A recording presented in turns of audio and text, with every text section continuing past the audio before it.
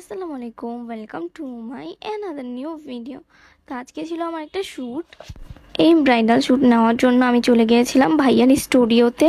সেখানে আমি যেয়ে দেখি সব রেডি, বাট আমার আসতে অনেক লেট হয়ে গিয়েছে। তো আমি এখন একটু ভিডিও করছিলাম।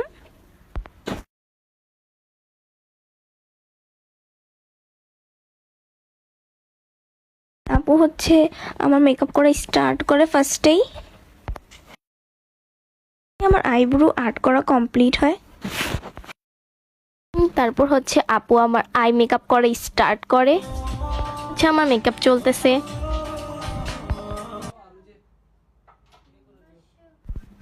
এখন আমার মেকআপ কমপ্লিট। দেন আমি এখন একটু ভিডিও করছিলাম মেকআপটা কেমন লাগছে।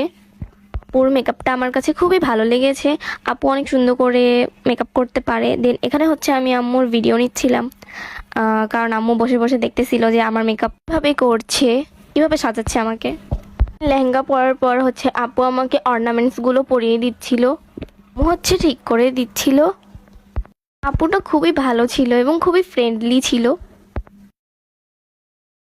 এটা মেইন পার্ট।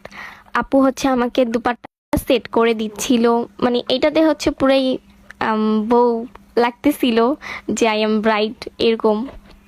দেন দুপাট্টা পরার পর খুবই ভালো লাগতেছিল দেখতে।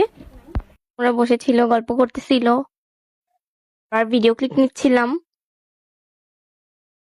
এখানে আমার শুটের জন্য ব্যাকগ্রাউন্ড সেট করা হচ্ছিল, কিছু রেডি করা হচ্ছিল। তো আমি এখানে দেখতেছিলাম দাঁড়িয়ে দাঁড়িয়ে কিভাবে সেট করা হচ্ছে। আমার ফটোশুট করে স্টার্ট হয়ে যায়। দেন আমার শুট ছিল ভ্যানিটিতে, পিকচার্স ক্লিপ নিচ্ছিল। তো এখানে আমার টানা 5.5 ঘন্টা শুট ছিল।